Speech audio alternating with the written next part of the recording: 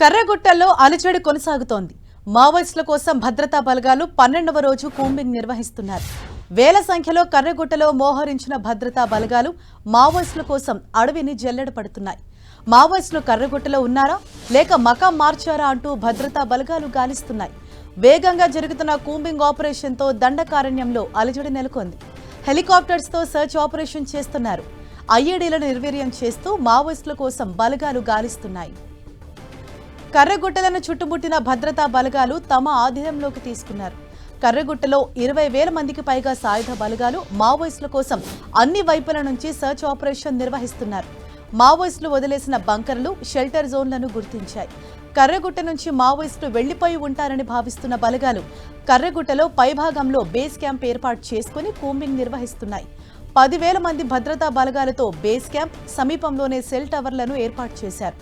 Base camp దగ్గర dog squad, mine proof తో పాటు భారీగా ఆయుధాలతో భద్రతా బలగాలను మోహరించారు.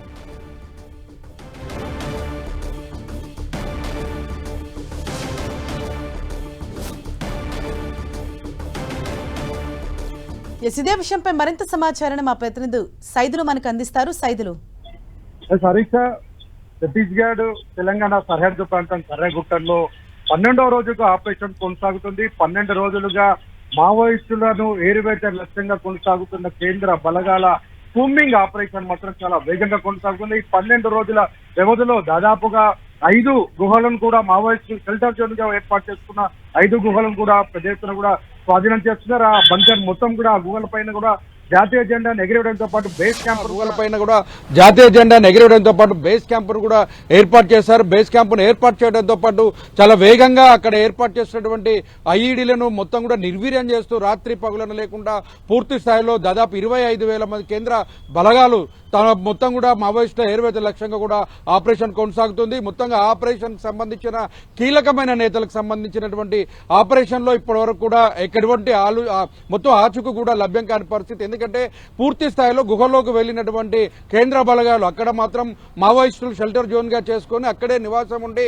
ఉన్నటువంటి వారి అవసరాలకు సంబంధించిన నిత్యావసర వస్తువులు కావచ్చు, వాటర్ సోర్స్ కావచ్చు, ఆ ప్రాంతాలన్నిటిని కూడా పూర్తిగా గుర్తించారు. కానీ ఇప్పటి వరకు మావోయిస్టులు ఆ ప్రాంతంలో ఉన్నారా లేక మొత్తం దారి మళ్లించి ఇతర ప్రాంతాలకు వలస వెళ్లారన్న దాని మీద కూడా కేంద్ర బలగాలు దృష్టి సారించిన పరిస్థితి ఉంది. మొత్తంగా చూసుకుంటే ఇప్పుడు ఛత్తీస్గఢ్ నుంచి తెలంగాణకు వచ్చి ములుగు ప్రాంతంలో ఆపరేషన్ కర్రగుట్టల్లో కొనసాగుతుండగా కర్రగుట్టల నుంచి వారు మహారాష్ట్ర, ఒరిస్సా, జార్ఖండ్ ఈ ప్రాంతాల్లోకి వలస వెళ్లారన్న కోణంలో కూడా కేంద్ర బలగాలు 4 రాష్ట్రాల్లో కూడా పూర్తి స్థాయిలో కూడా అటువినే జల్లెడ పడుతున్న పరిస్థితి. 8 వైమానిక దళాలతో పాటు ఇతర దళాలను కూడా ఉపయోగిస్తున్న పరిస్థితి కనిపిస్తుంది.